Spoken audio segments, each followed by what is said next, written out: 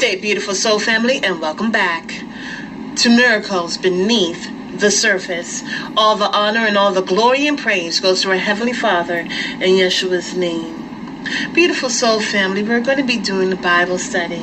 And in this Bible study, I encourage you to please get your Bibles, whether it's the book, the Bible itself, which I encourage you to get, or if it's an app.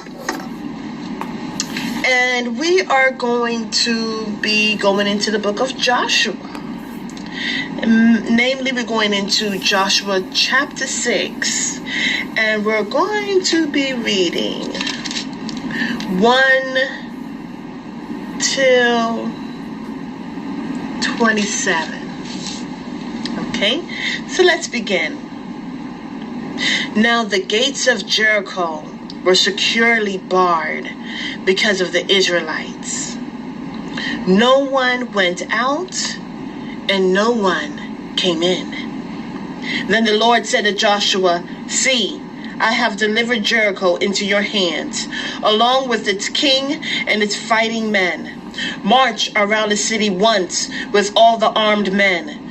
Do this for 6 days. Have 7 priests carrying trumpets of rams, horns, in front of the ark. On the 7th day, march around the city 7 times, with the priests blowing the trumpets. When you hear them sound a long blast on the trumpets, have the whole army give a loud shout. Then the wall of the city will collapse, and the army will go up, everyone straight in." So Joshua, son of Nun, called the priests and said to them, "Take up the ark of the covenant of the Lord, and have 7 priests carry trumpets in front of it." And he ordered the army, "Advance, march around the city with an armed guard going ahead of the ark of the Lord." When Joshua had spoken to the people, the 7 priests carrying the 7 trumpets before the Lord went forward, blowing their trumpets. The ark of the Lord's covenant followed them. The armed guard marched ahead of the priest who blew the trumpets, and the rear guard followed the ark. Time the trumpets were sounding, but Joshua had commanded the army, "Do not give a war cry. Do not raise your voices. Do not say a word until the day I tell you to shout. Then shout." So he had the ark of the Lord carried around the city, circling it once. Then the army returned to camp and spent the night there. Joshua got up early the next morning, and the priests took up the ark of the Lord. The 7 priests carrying the 7 trumpets went forward, marching before the ark of the Lord and blowing the trumpets. The armed men went ahead of them, and the rear guard followed the ark of the Lord, while the trumpets kept sounding. So on the 2nd day, they marched around the city once and returned to the camp. They did this for 6 days. On the 7th day, they got up at daybreak and marched around the city 7 times in the same manner, except on that day they circled the city 7 times. The 7th time around, when the priests sounded the trumpet blast, Joshua commanded the army, "Shout, for the Lord has given you the city. The city and all that is in it are to be devoted to the Lord. Only Rahab the prostitute and all who are with her in her house shall be spared, because she hid the spies we sent. But keep away from the devoted things, so that you will not bring about your own destruction by taking any of them. Otherwise, you will make the camp of Israel liable of destruction and bring trouble on it. All the silver and gold and articles of bronze and iron are sacred to the Lord and must be into his treasury. When the trumpet sounded, the army shouted. And at the sound of the trumpet, when the men gave a loud shout, the wall collapsed. So everyone charged straight in, and they took the city. They devoted the city to the Lord and destroyed with the sword every living thing in it, men and women, young and old, cattle, sheep, and donkeys. Joshua said to the 2 men who had spied out the land, "Go into the prostitute's house and bring her out, and all who belong to her, in accordance with your oath to her." So the young men who had done the spying went in and brought out Rahab, her father and mother, her brothers and sisters, and all who belonged to her. They brought out her entire family and put them in a place outside the camp of Israel. Then they burned the whole city and everything in it, but they put the silver and gold and the articles of bronze and iron into the treasury of the Lord's house. But Joshua spared Rahab the prostitute with her family and all who belonged to her, because she hid the men Joshua had sent as spies to Jericho. And she lives among the Israelites to this day. At that time, Joshua pronounced this solemn oath: "Cursed before the Lord is the one who undertakes to rebuild the city Jericho. At the cost of the firstborn son, he will lay its foundations. At the cost of his youngest, he will set up its gates." So the Lord was with Joshua, and his fame spread throughout the land. How interesting is this account in the Bible, you know? Joshua was the one that took over leadership from Moses.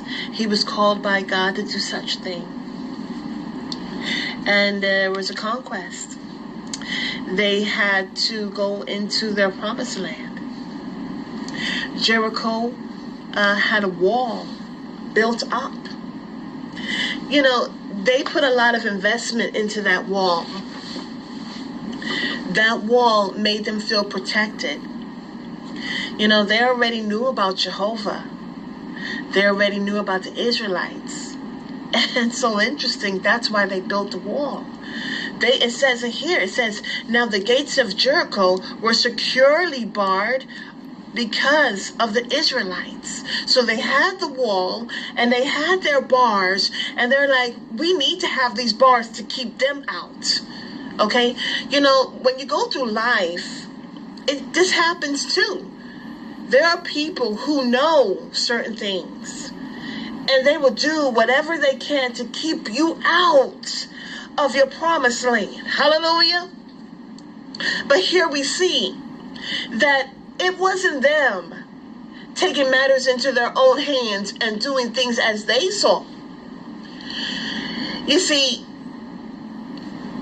they had to go according to the instructions of Yahweh. They had to do it his way, not their way. Okay? You know what's so interesting? Because I was reading about an account in the New Testament. And it was when Yeshua and the disciples were at the Garden of Gethsemane. Now, Peter is hot-tempered, okay? So when the soldiers were coming in to take Yeshua, Jesus the Messiah, after Judas had gave him that betrayal kiss, Peter immediately cut off the ear of that, I believe it's called a Sanhedrin soldier, but I'm just going to say soldier, okay? And immediately, our King and Savior said, no, if you live by the sword, you die by the sword. And he immediately healed that soldier's ear, you know? And the thing is because our King and Savior, he knew that Peter was going to be the one to build a church on the rock. It's like, wait a second. Listen, you live by the sword, you die by the sword. And that shows that, you know what, the church, the true church of God is not going to do. They're not going to go according to the ways of the world, the systems of the world, and how they function. But we are to go according to our Heavenly Father's divine will. Okay? Because we don't live by the sword, as Cain did, as the Cain bloodline, we're not going to die by the sword. Okay? And so there are just different things that are a mystery. What's so interesting, beautiful soul family, is that Jericho, what does the name mean? Well, I'll tell you. The name means City of the Moon. It means that in Arabic, but I went ahead and looked in other languages, right? So I looked in Hebrew, it means moon. I looked in Latin, it means moon city. And in understanding what the moon symbolizes, it symbolizes, as brought out in Genesis, why did our Heavenly Father create it? I mean, there's so many meanings to it. Of course, this world will give its own twist to it, but why was it created? It was created along with the sun to bring a lesser light, right? But it is for times and cycles and seasons, okay? Some aspects is about the symbolization of the moon is a shadow self, a hidden aspects of our personality, power, change, cycles, times, seasons, bringing forth change. Understand how the power of change is not something that can be held back. Hallelujah. So what the Holy Spirit was showing me, because I was actually going to interlude it into a message that I just brought it about, but I was saying, no, I can't do that. I'm going to do a separate message. And I'm so happy. When in reading about the account, the wall, the bars were erected so to keep out the Israelites. It didn't say about, it was only the Israelites that they were trying to keep out. Why? Because they knew something. Okay, so the Holy Spirit was showing me the moon. Now, I'm showing you this picture, okay? So as they're going around the wall of Jericho 7 times, what are you noticing when you see this picture? So we see that there's different phases of the moon, okay? There's the new moon. And when it's the new moon, you don't see anything. So I etched that out. What I see is the different phases. 7, okay? With those 7 different phases, we see that they went around the wall of Jericho 7 times. Now, with the moon, it's beyond 7 days, okay? But see, this is the beauty of our Heavenly Father's divine intervention. Hey, it is His power, it is His force. As they are being obedient and they're going around Jericho, change is taking place. Hey, as change is taking place on the 7th day, when the priest, the 7 priests, were blowing the trumpets, that is when they were given permission to bellow forth a powerful, strong roar. The power of God, the power of divine intervention made that wall crumble down. The very wall that they utilized, that they thought was their very own protection, came tumbling down.